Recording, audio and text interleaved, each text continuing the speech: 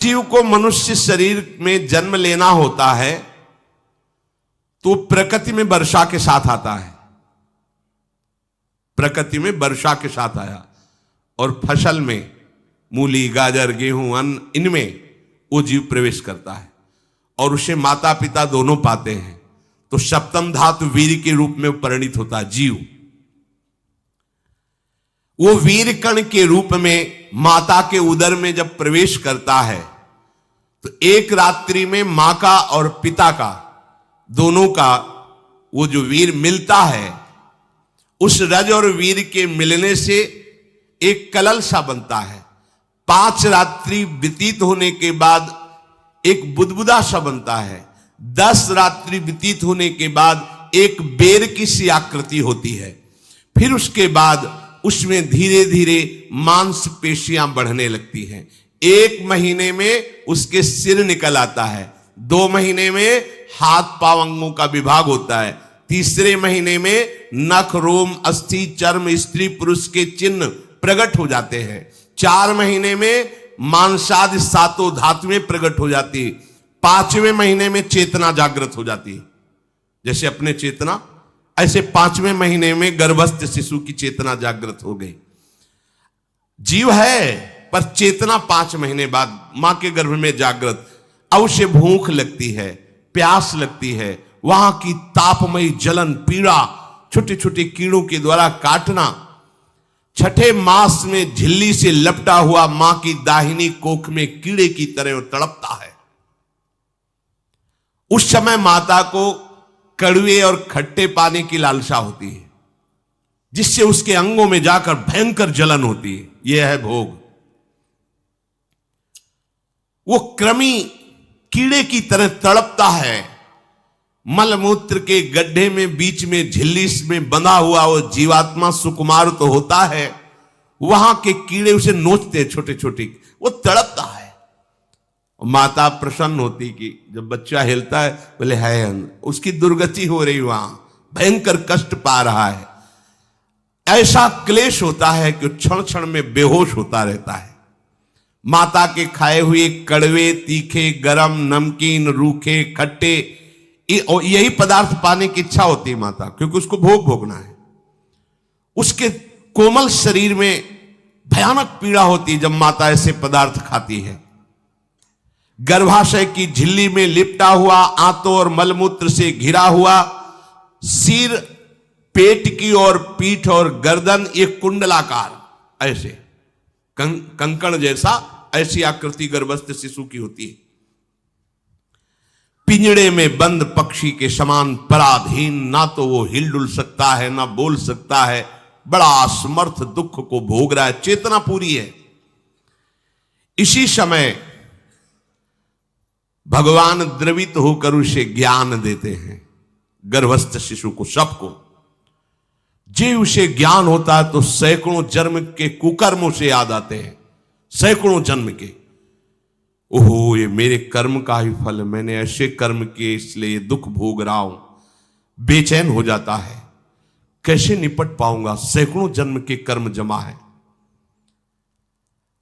अब महान अशांति उसके हृदय में, उस शरीर में भयंकर पीड़ा। कुंडलाकार शरीर है, हिल भी नहीं सकता है, बस कीड़े काटते, बड़ी तड़पन, बड़ी जलन, भूख प्यास की जलन। अब एक और भयानक जलन हुई, उसे स्मरण हो जाता है कई जन्मों के, सैकड़ों जन्मों के पाप कर्मों का। 7वां महीना आरंभ हुआ कि ज्ञान का उन्मेष हो गया। अब प्रसूति वायु उसे चला रही है, तड़पता है वो।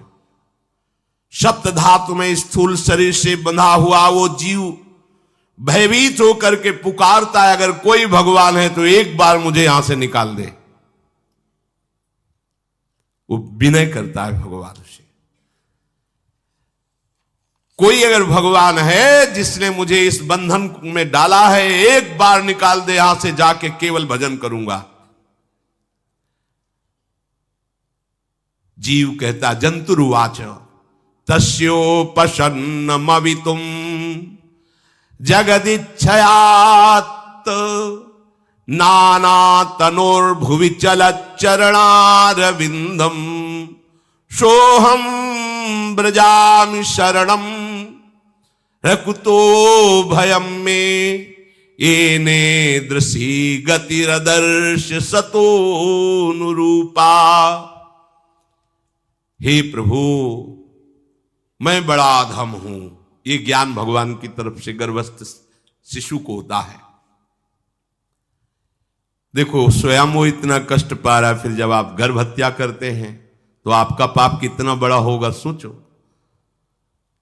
सब माताओं से विनय है, संयम से रहो, सावधान रहो। ये हत्या ऐसी नहीं कि तुम्हारे दान पुण्य से क्षमा हो जाएगी। ये जो भ्रूण हत्या है, गर्भ हत्या है, बहुत बड़ा पाप है। आप लोग अज्ञान के कारण इसको ध्यान नहीं देते, इसे खिलवाड़ समझते हो। कितना ज्ञान है। बेटी ही मां है, बेटी ही बहन है, बेटी ही पत्नी बनती है, बेटी ही किसी के जीवन को धारण करने वाली बनती है। और आपने गर्भ में देख लिया बेटी है, तुम स्वयं मां होकर उसका साथ दे रहे हो, उसका नष्ट करने के लिए।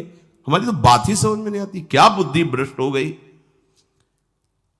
अगर पुरुष का इतना महत्व है तो बेटियां ना हो तो तुम्हारी कौन सी गति होगी, सोचो जरा। जीना मुश्किल हो जाएगा तुम्हारा। तुम पुरुष किस काम के रह जाओगे। तुम्हारा अर्धांग काट दिया जाए तो तुम कैसे होगे। ये स्त्री स्वरूप अर्धांग है। जिस घर में मां बहन नहीं है, स्त्री स्वरूप नहीं, श्मशान जैसा वो होता है। ध्यान दीजिए, ये बहुत बड़ी गलती है जो अपनी बेटियों की हत्या करते हैं। और ये वो पाप है जो अक्षम्य अपराध है। स्त्री हत्या करना शास्त्रों में बहुत बड़ा पाप कहा गया है। फिर वो तो बच्चा है, बिल्कुल नहीं। जिनसे हो गया है, श्रीमद् भागवत का सप्ताह मूल संस्कृत से सुनो और भगवान से प्रायश्चित प्रार्थना करो कि हे नाथ, भूल से गलती हो गई, दूसरा कोई उपाय नहीं। ध्यान से समझ लीजिए, तुम्हारे भ्रूण हत्या गर्भ हत्या के पाप को नष्ट करने में एकमात्र श्रीमद् भागवत समर्थ है, दूसरा कोई नहीं। कोई दान पुण्य तीर्थ स्नान तुम्हें क्षमा नहीं कर पाएगा। यह ऐसा महापाप है।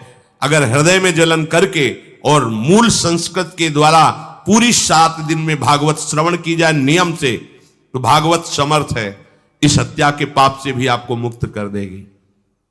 जिनके ऐसे हत्या हो गई हो करवा लो, नहीं तो बुद्धि आगे भ्रष्ट करके तुम्हें हरि गुरु से विमुख कर देगा।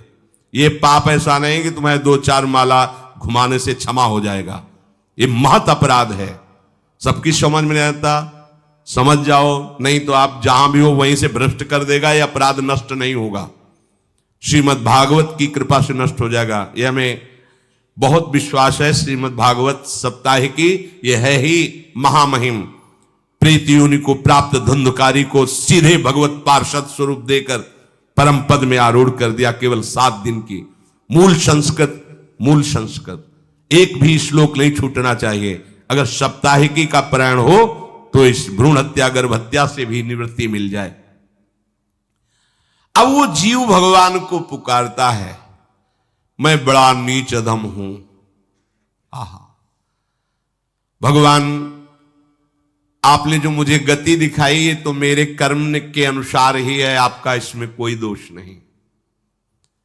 हम लोग जब कष्ट भोगते तो भगवान से कहते हैं हमने तुम्हारा क्या बिगाड़ा। भगवान ने नहीं बिगाड़ा, तू खुद देख क्या बिगाड़ लिया अपना। करो पापाचरण। अब देखो, हमने तो जीवन में कोई पाप नहीं किया और कितने गर्भ हत्या की है, कितनी खिलवाड़ समझे हो। ये बिल्कुल भयावह चीज है, आप लोगों को नहीं। हम बार बार इसीलिए कह रहे कि भयावह वस्तु है, तुम्हें बहुत ऊंचाई से घसीट के भ्रष्ट कर देगी। बहुत होश में हो, भूल के कभी ऐसा न करना जहां तक हमारी आवाज पहुंचे, जहां तक सुनाई दे। गर्भ हत्या मत करना, संयम से रहो। इस तरह का व्यवहार मत करो कि तुम्हारा मनुष्य जन्म ही व्यर्थ चला जाए। इसमें तीनों को बराबर दंड मिलेगा, गर्भ हत्या कराने वाला, गर्भ हत्या की प्रेरणा देने वाला और गर्भ हत्या में सहयोग देने वाला। जो औषधि डॉक्टर या जो भी, तीनों को दुर्गति होगी। माता पिता प्रेरक और कर्ता। ऐसा नहीं कि आप डॉक्टर हो तो आपको गर्भ हत्या करने का अधिकार नहीं। आप डॉक्टर हो दूसरे के शरीर को स्वस्थ करके निरोग करने के लिए, हत्या करने के लिए नहीं। कोई भी हमारा संविधान ऐसा आदेश नहीं करता कि आप गर्भ हत्या कर दो, ना भागवतिक और ना भारतीय संविधान। ऐसा संविधान आदेश नहीं करता। अब वो जीव कह रहा है कि प्रभु मेरे योग्य ही है आपने जो मुझे दंड दिया है। मैंने सुना है कि आपकी शरण में जो आता है आप उसकी रक्षा कर लेते हैं। आपकी जो शरण में हो जाता है वो इस भूमि पर, भारत भूमि पर, विश्व पर निर्भय विचरण करता है, कोई उसे भय नहीं प्रदान कर सकता। प्रभु मैं इस माता के उदर में माया का रहस्य न जानने के कारण ऐसे कर्म किए कि मैं आ गया हूं, बहुत दुख पा रहा हूं। हे निर्विकार अखंड बोध स्वरूप परमात्मा, मैं बार बार नमस्कार करता हूं। प्रभु मेरे ऊपर कृपा कर दो, एक बार इस गर्भ से निकाल दो। मैं यहां से बाहर जाकर आपका निरंतर भजन करूंगा। ये वादा करके आए हम प्रभु से सब। प्रभु ने करुणा करके हमें चांस दिया है मनुष्य शरीर। प्रभु मैं बहुत जन्मों से इस समय स्मृति आ रही, देख रहा हूं कर्मों में भटकता रहा आपसे विमुख होकर के। ये जो मुझे अभी ज्ञान हो रहा है केवल आपकी कृपा से तत्कालिक है। तत्कालिक, एक तत्कालिक वैराग्य होता है, जैसे कथा सुनियो मन में आया कि अब तो भजन ही करना है। ये तत्कालिक है, स्थायी नहीं है। इसे स्थायी बनाओ। प्रभु आप अंतर्यामी हो, आप सब कुछ जान रहे हो। तीनों तापों की शांति के लिए भक्तजन आपका भजन करते हैं। मैं देहधारी होकर जीव माता के उदर में मलमूत्र से रुधिर की झिल्ली में फंसा हुआ माता की जठराग्नि के ताप से जल रहा हूं। प्रभु एक एक क्षण में यहां विकल होकर केवल इंतजार कर रहा हूं कि किस समय मुझे यहां से निकाला जाएगा। दीन बंधु यहां से कब मैं निकलूंगा। स्वामिन आप बड़े दयालु हो। आप जैसे उदार प्रभु ने मुझ गर्भस्थ शिशु को यह ज्ञान दिया। हे दीन बंधु आप अपनी कृपा से प्रसन्न हो जाइए। प्रभु एक बार निकाल दीजिए। मैं ऐसा भजन करूंगा कि दोबारा संसार के दुख में नहीं आऊंगा। कपिल भगवान कहते हैं, हे माता, वो गर्भस्थ बालक शिशु भगवान से प्रार्थना करता है। भगवान का आदेश होता है, तत्काल प्रसव वायु धक्का मारती है। जे ही प्रसव वायु धक्का मारती तो उसको ऐसा भयंकर कष्ट होता है, जैसा पीछे लिखा है कि जैसे जिंदा किसी की चमड़ी उतारी जाए, ऐसा मां के गर्भ से निकलते समय उसे कष्ट होता है। वो अत्यंत कष्ट से व्याकुल होता है। उसी समय उसका वो ज्ञान नष्ट हो जाता है जो भगवान ने दिया था। उस समय उसकी श्वास की गति रुक जाती, जैसे किसी का गला दबा दिया जाए तो कैसा लगेगा। ऐसे ही पूरी की पूरी भागवती की स्मृति नष्ट हो गई। होश आया तब देखा कि वो बाहर पड़ा हुआ है, माता के उस मलमूत्र में सना हुआ बिष्ठे की कीड़े की तरह। गर्भवास में जो दिव्य ज्ञान प्रकट हुआ था भगवान की कृपा से वो सब नष्ट हो गया। भूमि परत भा ढाबर पानी, तिम जीवे माया लपटानी। चेतन आई तो रोने लगा। वो ज्ञान कहां गया, वो ज्ञानदाता कहां गया। वो कहता कहां कहां, बोले थाली बजाओ बच्चा हुआ है। और वो तो रो रहा है कि कहां, वो ज्ञान कहां गया जिसके बल से मैं कह रहा था कि बाहर निकाल दो, मैं आपका भजन करूंगा। सब खत्म ज्ञान। जो लोग उसका अभिप्राय नहीं समझते वो उत्सव मनाते हैं। बालक हुआ है, वो रो रहा है, वो कहां गया ज्ञान, कहां कहां कहां। छोटा बालक यही लोग कहता कहां। अभी जो ज्ञान उत्पन्न हुआ था, जो अभी भगवान का बोध हुआ था, वो कहां गया कहां गया। घर परिवार के लोग उसका पालन पोषण करते रहते हैं। उसमें कोई निषेध करने की शक्ति नहीं हो रही। मच्छर काट रहा है, दुख हो रहा है, हटा नहीं सकता बालक। उस जीव को शिशु अवस्था में जब कपड़ों पे लिपेट कर इसे लिटाया जाता है तो इतना कोमल त्वचा होती कि कपड़े भी उसको, जैसे खुजलाहट है, पीड़ा है या जलन है, बिल्कुल कोमल त्वचा होती, कुछ नहीं कर सकता हो, बस रो सकता है। ना खुजलाने की, ना करवट बदलने की, ना उठने की कोई सामर्थ्य नहीं। बड़ा कष्ट पाता है बाल्यावस्था में, क्योंकि त्वचा बड़ी कोमल होती, दास मच्छर आदि जीव उसको काटते हैं। गर्भावस्था का कोई ज्ञान नहीं रहा, सिर्फ रोना ही रोना रह रहा। इस प्रकार उसकी बाल्यावस्था कटी, कौमार अवस्था आई, पौगंड अवस्था, इनमें वो खिलवाड़ में फंस गया। जैसे जैसे बड़ा होता जाता, चेतना, गुनगुना, ये कार, ये प्लास्टिक के ऐसे उनमें मगन है।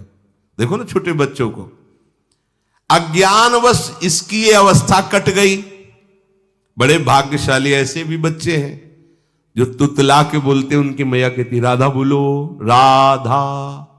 देखो ये सौभाग्य, प्रणाम है उन माताओं को जो अपने बच्चों को भगवान नाम बुलाती हैं कि आप बोलो, श्री हरिवंश बोलो, राधे राधे बोलो। धीरे धीरे उसकी युवावस्था पहुंची। इस समय उसके अंदर एक भूत सवार होता है, जवानी का भूत है, ये सबके सवार होता है। अगर मंत्र चल रहा है तो भूत नहीं चढ़ेगा, नाम चल रहा है तो भूत नहीं चढ़ेगा, नहीं तो भूत चढ़ जाता है। ये कुछ भी करवा सकता है भूत, भूत ही तो है ना। वैसे ही पंचभूत लिपट गए, ये ऊपर से जवानी का और भूत सवार हुआ तो जौवन ज्वर के ही नहीं बलकावा। जवानी में कोई भी ऐसा अपराध नहीं जो हो ना जाए। बड़ा भयानक इसमें स्वरूप होता है। इसमें केवल भोग, केवल भोग, एक ही दृष्टि रहती है, भोग भोगना। अज्ञानवश जब भोगों की प्राप्ति में बाधा पड़ती तो भयंकर वो क्रोध करता है, शोकाकुल होकर हिंसा कर बैठता है। जैसी घटनाएं सुनने को मिलती हैं, राक्षसी घटनाएं, ये भूत है जवानी का।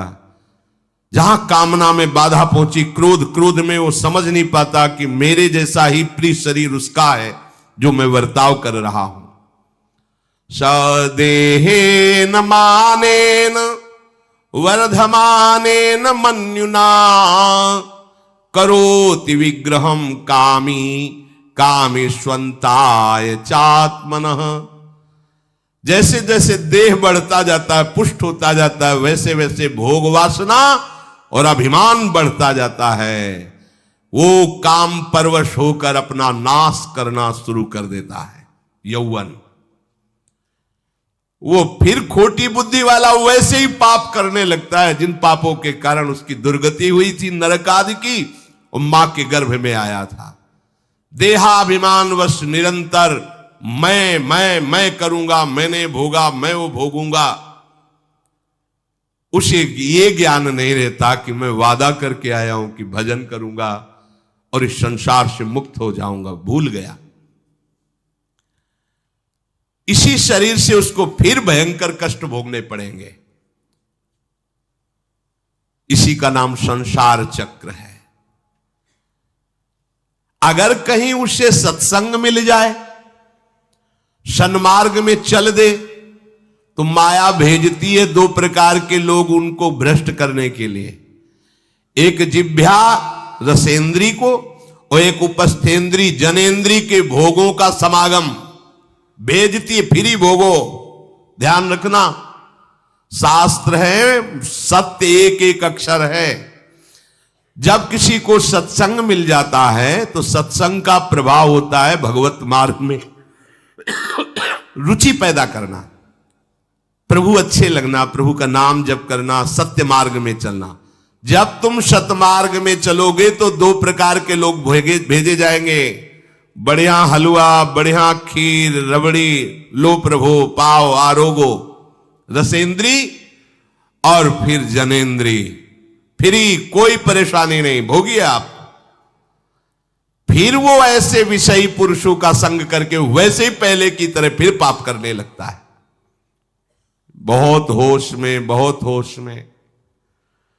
इनको ऐसे लोगों का संग कराया जाता है जिससे सत्य, शौच, पवित्रता, दया, संयम, लज्जा, क्षमा, यश, मन इंद्री का संयम, ये सब सद्गुण नष्ट हो जाएं, ऐसे लोगों का संग कराया जाता है। ऐसे लोग बहुत हैं, वो आपको पैसा खर्चा करके वो आपको भोग दिलाएंगे, भोगो भैया, आप इनके लिए नहीं भगवत मार्ग में आए हो, आप प्रभु की प्राप्ति के लिए आए हो। बचो, सावधान हो। ये देखो शास्त्र कह रहा है, रसेंद्री और जनेंद्री दो की सुविधा देने वाले लोग मिल जाएंगे। अत्यंत सोचनीय, मूढ़, देहात्मदर्शी ऐसे असत पुरुषों का संग करके भ्रष्ट हो जाता है। अच्छा, वो आग लगा दिए, वो चल दिए, फिर नहीं देंगे। कुछ लोग ऐसे होते हैं, ये 10 दिन अपने पैसे से आपको नशा करवाएंगे, फिर इसके बाद तुम्हें उनके पैरों में गिरना पड़ेगा, फिर मांगने से भी नहीं देंगे, पहले फ्री देंगे। आदत बिगड़ गई। ऐसे लोग मिलेंगे, मुस्कुराएंगे, हंसेंगे, आपको गले लगाएंगे, आपको लगेगा जीवन का सार मिल गया, फिर इसके बाद जूते चलाएंगे, गली में नहीं देखने देंगे। अब तुम्हारी वृत्ति बिगड़ गई, तुम उधर ही ताको, होश में, होश में। इस जीव को किसी और के संग से ऐसा बंधन, ऐसा मोह नहीं होता जैसा कामिनियों के संग से होता है। भगवान कपिल देव जी कह रहे हैं, न तथास्य भवेन्मोहो बंधश्चान्य प्रसंगतः योषित संज्ञाद यथा पुरुषो यथा तत्संग संगता। कामी पुरुषों का, कामिनियों का संग जैसा परमार्थ भ्रष्ट करता है, वैसा और किसी से नहीं हो सकता। इसलिए तुम इतना अपने को मत साधक समझ लो कि हमारा कौन बिगाड़ सकता है। उदाहरण में दे रहे हैं, प्रजापति स्वाम दुहितरम दृष्ट्वा तद्रूप धर्षितः रोहित भूताम शोनवधा वृक्ष रूपी हतत्रपहा। स्वयं प्रजापति भगवान ब्रह्मा जी ने अपनी पुत्री को जब देखा, प्रसंग आता है, सरस्वती जी, बहुत सुंदर सरस्वती जी है, तो अपने को संभाल न सके। उनके रूप, लावण्य और यौवन के स्वरूप को देखकर भगवान ब्रह्मा जी आकर्षित हो गए। इसलिए दूसरों की तो बात ही क्या है, हम सब ब्रह्मा के ही बनाए हुए हैं, वो आकर्षित हो गए। इसलिए बलम में पश्चिमाया स्त्री मैया जैनो दिशाम या करोति पदाक्रांतान भूर्विजंभेण केवलम। हे माता, मेरी माया का बल देखो, जो अपने पैरों से विश्व को कुचल सकते हैं, ऐसे दिग्विजयों को अपने पैरों के नीचे कुचल दे, वो मेरी माया है। देखो, बलम में पश्चिमाया स्त्री मैया जैनो दिशाम, जो 10 दिशाओं पर विजय प्राप्त कर सकते, उनको भी घुटने टिकवा दे, ये मेरी माया है। संगम न कुर्यात् प्रमदा सुजातु योगस्य पारम परमारुरुक्षु मत्सेवया प्रतिलब्धात्म लाभो वदंति या निरय द्वारमस्य। श्री भगवान कह रहे हैं, अहो मेरी इस माया का बल देखो।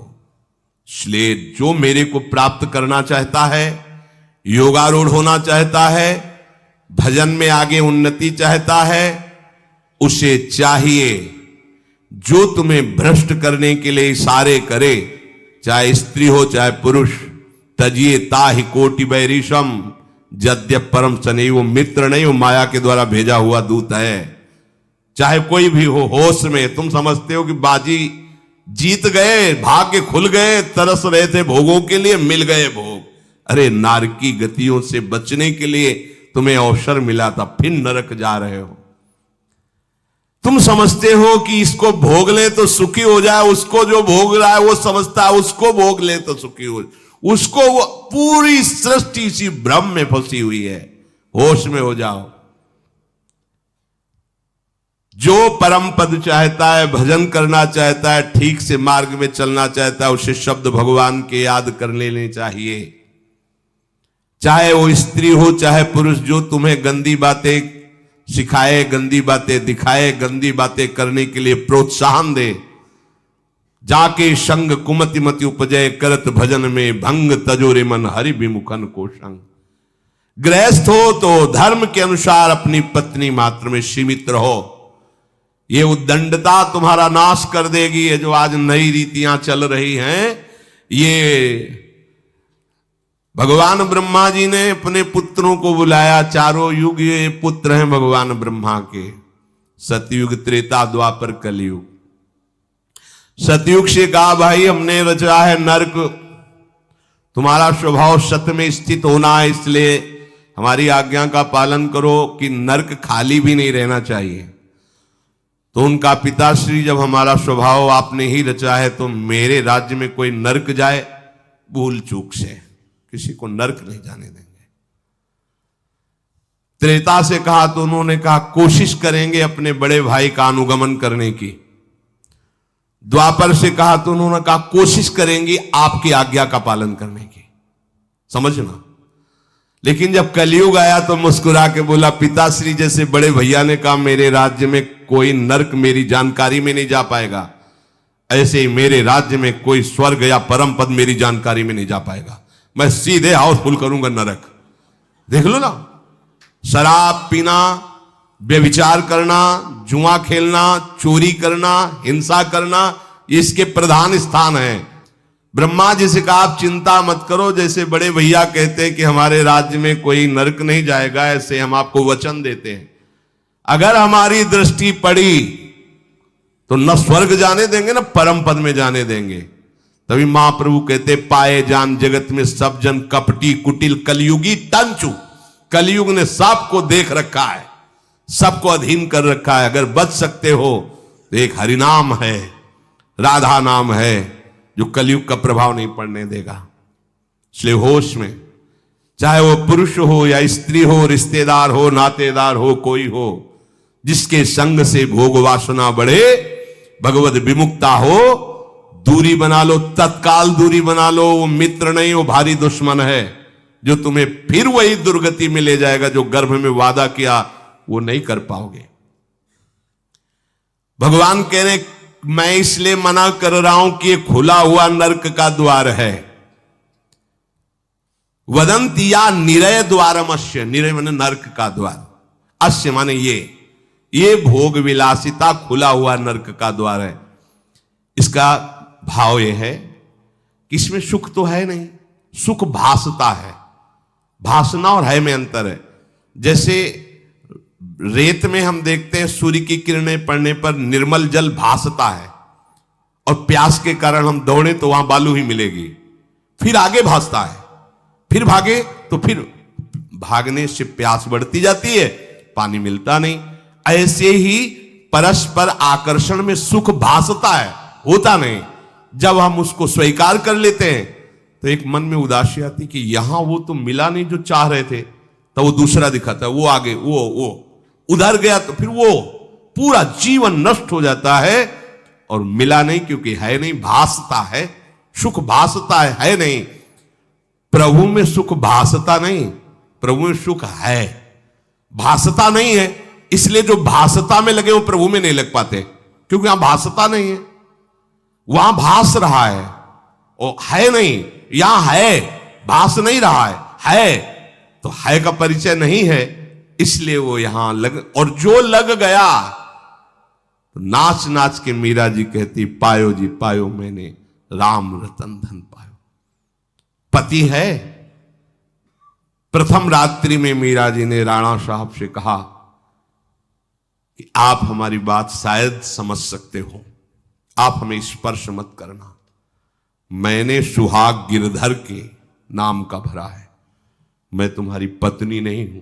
लोक व्यवहार के कारण तुम पति रूप में आए हो, तो मैं चाहती हूं कि तुम मेरा सहयोग करो। मैं एक पतिव्रता हूं गिरधर की। मेरे तो गिरधर गोपाल बैठे थे एक ही सैया में, उतर के चरणों में बैठ गए।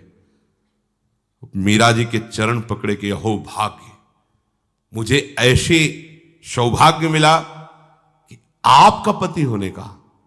एकांत में आप हमारी गुरु होंगी और समाज में आप पत्नी का स्वांग करेंगी, जिससे आपको विक्षेप नहीं पड़े। आजीवन निर्वाह किया, एकांत में गुरुवत मीरा जी के प्रति व्यवहार करते राणा साहब, और व्यवहार में मीरा जी पत्नी जैसा व्यवहार में बाहर, और अंतर में ऐसी सदगति हुई राणा की जो बड़े बड़े योगियों को दुर्लभ है।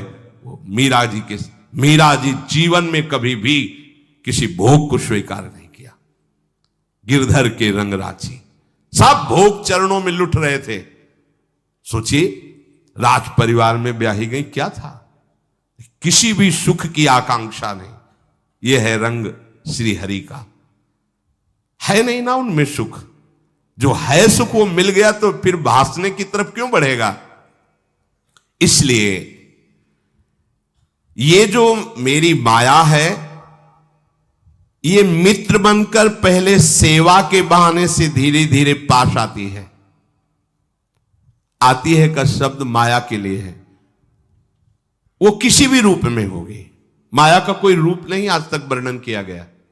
कोई भी रूप हो, वस्तु, व्यक्ति, स्थान, घटना, कुछ भी। उपासक जब समझ नहीं पाता तो वही उसके नाश का कारण बन जाती है। बहुत सावधान। हमें नहीं पता किस रूप में आएगी। जिनको पता है हम उनको अपने पास रखें। वो है नाम राधा राधा, फौरन पता चल जाएगा आपको पक्का। ये ठीक नहीं, नहीं बहुत श्रद्धा नहीं, बिल्कुल हटो, बिल्कुल हटो, अंदर से बिल्कुल हटो। नहीं तो कोई समझाने वाला थोड़ी था बचपन से हमें कि भाई पास कोई हो, यही नाम। जहां कहीं कोई प्रियता, कहीं आश्रमों में कहीं कुछ समझ में, हटो हटो हटो। ये नाम हटाते हटाते हटाते जहां लगाना चाहिए वहां लगा दिया।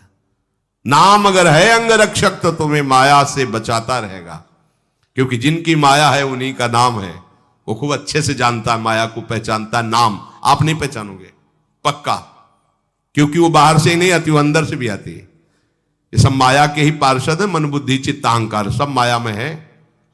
नाम चलेगा तो अंदर और बाहर दोनों जगह सुरक्षित रखेगा। पकड़ लीजिए। वो तिनके में ढके हुए कुएं के समान होती है। पता नहीं चलता कि कितना गहरा कुआं है। ऊपर से तिनके से ऐसा लगता भूमि, जेब पैर रखा गिर गए कूप में, अब निकल नहीं सकते। जब मेरी माया में आसक्त हो जाता है तो अंत समय फिर उसी माया का स्मरण आता है। वही सब मैं और मोर तोड़ते हैं। अब वो फिर उसी चिंता से फिर वही फंस गया, फिर वही दुर्गति प्रारंभ। तो हे माता, जो हरि से विमुख हैं उनका ये चक्र चलता रहता है। पुनरपि जननम पुनरपि मरणम पुनरपि जननी जठरे शयनम। इसलिए मुमुक्षु उपासक को चाहिए कि ना कोई भय स्वीकार करो, डरो मत माया से। देखो भगवान के वचन, ना किसी के सामने दीन हो। भक्ति की दैन्यता अलग है, विषयों की दीनता नहीं।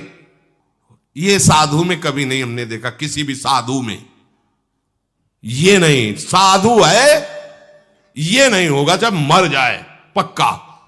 और साधुता नहीं है तो फिर इतना ही है, फिर और रही क्या गया है फिर। साधुता में ये तो नहीं होता पक्का। हम कहते हैं बहुत हजारों संतों से मिले, ये नहीं होता। अरे रिद्धियां सिद्धियां मारी घूमती पीछे, वो हाथ फैलाएंगे। हाँ, आचार्य आदेश के कारण रोटी मांगते हुए बड़े बड़े सिद्धों को देखा गया है। टुकड़े रोटी के मांगने, आचार्यों का आदेश है। भिक्षा औषधम अन्नम, भिक्षा रूपी अन्न रूपी औषधि से उदर पोषण करे, ऐसा आचार्य। चाहे वो भगवान शंकराचार्य हो, चाहे आप प्रेम के उपासक हो।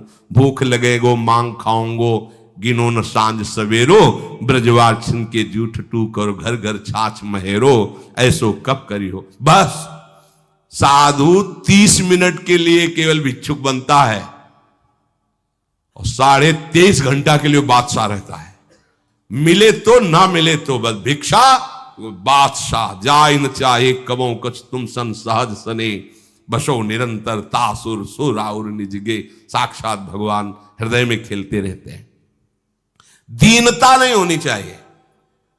ये भागवतिक दैन्यता अलग है। ये दलिद्रता रूपी दीनता नहीं होनी चाहिए कि ठंडी लग रही कपड़ा दे दो, देखो हमें तीर्थ यात्रा करनी पैसा दे दो, हमें यज्ञ कर। कौन सी यज्ञ करनी तुम्हें? कौन सी यज्ञ?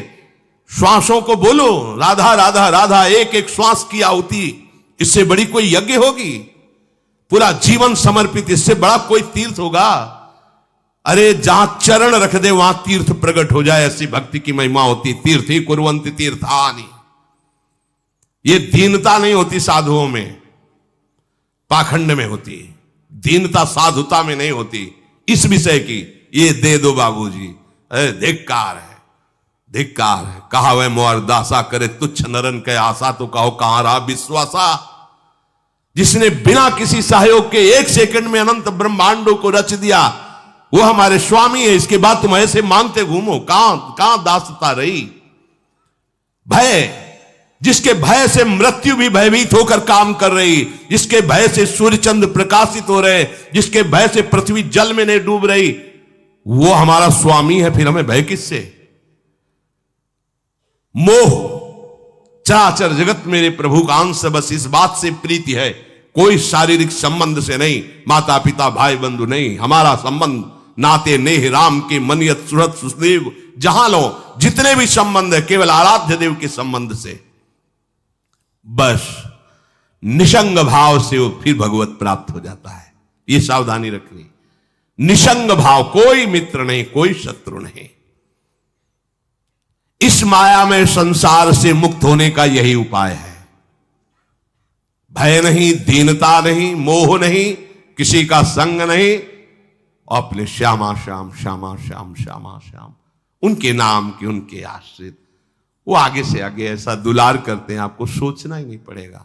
जैसे माँ को पता है बाल भोग कब कराना है बच्चे को, कौन सी पोशाक धारण करानी है, कहाँ उसको खेलने ले जाना है, ऐसे ही हमारे प्रियालाल को पता है ये दास है, इसको कब क्या। सच्ची मानिए, आगे से आगे व्यवस्था उनकी। आश्चर्य में हो जाओगे आप जब अपना अहंकार उनको समर्पित कर दोगे। हम अहंकारी जीव अपने अहंकार के कारण धक्का खाते घूम रहे। नहीं, अखिल कोटि ब्रह्मांडों का सृजन करने वाला प्रभु है। 4 लाख योजन का एक पहाड़ केवल है, सोने का प्योर सोने का, मिलावट नहीं। 4 लाख योजन, एक योजन 4 कोस, एक कोस 3 किलोमीटर। कितना एक से एक रत्न इस पृथ्वी में है। ऐसे मालिक के गुलाम हो, ऐसे हाथ फैलाते घूमो। राधा राधा। इस शरीर को बहुत ध्यान से सुन लो। जो इस शरीर को निक्षेप माने धरोहर होता है, धरोहर की भांति। जैसे हम तुम्हें दे दें कि 500 रुपए रख लो, हमें जब काम लगेगा ले लेंगे, तो 500 रुपए रखे आपकी जेब में, लेकिन आप कभी उसे अपना नहीं मानेंगे। अगर कभी आवश्यकता पड़ी, किसी ने बताया कि 500 रुपए आपकी जेब में, नहीं, वो तो धरोहर है। जब वो मांग लेंगे तो उनको हम खर्चा, धरोहर का खर्चा स्वयं में नहीं किया जाता। ईमानदार आदमी धरोहर को जैसे रखा वही, ये नहीं कि हम 500 खर्चा कर लेते हैं फिर कमा के 500 दे देंगे, नहीं, वही सेम टू सेम वैसे ही वापस होगा। तो ये शरीर प्रभु की धरोहर है। सुधा निधि में भी एक श्लोक में आया है, ये प्रियाजू की धरोहर है। कबीरदास जी ने कहा है, चदरिया जैसी की तैसी धरि दीनी। जैसी दी थी प्रभु, हमने मलिन नहीं की, वैसे की वैसे वापस कर दी। तो क्या होगा उसका परिणाम? मोक्ष, भगवत प्राप्ति। इसे मलिन करने का अधिकार तुम्हें नहीं। ये चदरिया जो मिली है, मनुष्य शरीर, ये भगवत प्राप्ति। इसे गंदा मत करो। शरीर को धरोहर की भांति रखकर, ये गुरु की संपत्ति है, ये इष्ट देव की संपत्ति। तन वांग मनोभिरमलई सोहम तविवासिता। ये शरीर, ये मन, ये वाणी हमारे गुरुदेव को समर्पित, उनकी आज्ञा के अनुसार चलना है। तो क्या होगा?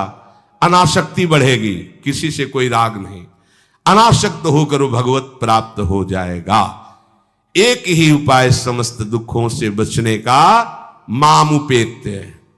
जो मेरे आश्रित हो गया, मेरा भजन करता है, पुनर्जन्म नहीं होता उसका। क्योंकि दुखालयम शाश्वतम, संसार में वही जवानी, वही बुढ़ापा, वही रोग, वही योनियों में भटकना। थोड़ा तो थक जाओ। तुम्हें नहीं चाहिए दिव्यता, तो कम से कम इतना समझ लो। फिर वही प्रारंभ वाली बात कहते हैं कि देश विदेश सुख के लिए भटकते हो, तो हम भी तो ऐसे देश की बात कर रहे जहां सुख ही सुख है। जहां काल की भी चाल नहीं है, वो है निकुंज देश। निकुंज देश के राजा हैं श्यामा श्याम। चलो ना वहां, राधा राधा रूपी धन कमाओ, यहां किसी से व्यवहार न करो, प्रेम का व्यवहार भगवत समर्पित करो, राग द्वेष का व्यवहार मत करो, तो इसी जन्म में ये कर्म परंपरा खत्म हो जाएगी। पता नहीं कौन कौन सी योनियों में हमें जाना पड़े मां के गर्भ में।